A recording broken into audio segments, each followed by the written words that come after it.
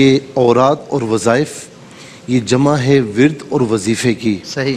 اور ورد اور وظیفہ کہتے اسے ہیں کہ کوئی جملہ، کوئی آیت کریمہ یا کوئی دعا بار بار ایک خاص تعداد میں پڑھی جائے، اسے ورد بھی کہا جاتا ہے، وظیفہ بھی کہا جاتا ہے.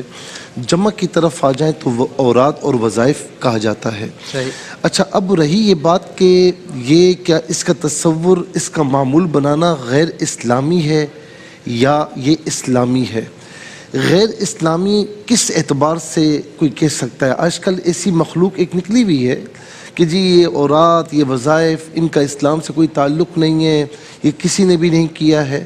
قرآن کریم میں کئی مقامات پر اللہ تبارک و تعالیٰ نے انبیاء کی دعائیں ذکر فرمائیں علیہم السلام. مثال کے طور پر آدم علیہ السلام کی دعا ذکر فرمائی، ربنا ظلمنا انفسنا وان لم تغفر لنا وترحمنا لنکونن من الخاسرین.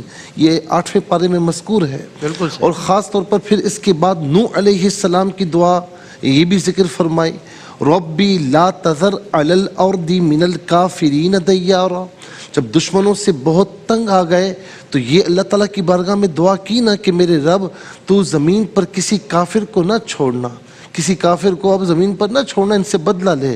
اسی طریقے سے شعیب علیہ السلام جب دشمنوں سے بیزار ہوئے، انہوں نے جب دھمکیاں لگائیں تو دعا کی، ربنا افتح بیننا وبین قومنا بالحق وانت خیر الفاتحین، کہ اے میرے رب تو ہمارے اور دشمنوں کے درمیان راستہ کھول دے، فیصلہ فرما، اور تو بہترین فیصلہ فرمانے والا ہے. تو یہ دعائیں ساری مذکور ہیں. اسی طرح یونس علیہ السلام کی دعا، لا الہ الا انت سبحانک انی کنت من الظالمین، یہ بھی مذکور ہے. کتنی دعائیں. اچھا، اصحاب کہف کی دعا، ربنا آتنا من لدنک رحمتا وہیئ لنا من امرنا رشدا، ہمیں راستہ صحیح بتا، کیونکہ پیچھے دشمن لگا ہوا ہے. اچھا، اب یہ ساری دعائیں پھر حضور نبی کریم صلی اللہ تعالی علیہ وسلم کے معمولات میں کتنی آیات تھیں، کتنی صورتیں تھیں، کتنی دعائیں تھیں. حضور نبی کریم علیہ السلام نے کیا یہ نہیں فرمایا کہ سورہ فاتحہ شفاء لکل داء، ہر بیماری کے لیے شفا ہے؟ کیا حضور نبی کریم علیہ السلام نے نہیں فرمایا کہ اپنے گھروں کو قبرستان نہ بناؤ، کہ جس گھر میں سورہ بقرہ پڑھی جاتی ہے وہاں شیاطین نہیں آتے؟ اس کی آخری 2 آیات جو ہیں، آخری آیات، اس کے بارے میں فرمایا کہ جس گھر میں پڑھی جائے 3 روز تک تو وہاں شیاطین بد اثرات نہیں آتے. سورہ فلق اور سورہ ناس کی جو تعلیم کی گئی ہے، یہ تو ہے ہی جادو، کسی پر جادو ہو جائے تو اس کے توڑ کے لیے اسے پڑھا جاتا ہے. اور حضور نبی کریم صلی اللہ علیہ وسلم پر جب ایک معاملہ ہوا تھا، جادو ہوا تھا، تو جبریل علیہ السلام نے آ کر یہ سارا پیش کیا کہ جی جادو کا سامان رکھا ہوا ہے. لبید بن عاصم اور اس کی بیٹی نے جادو کیا تھا.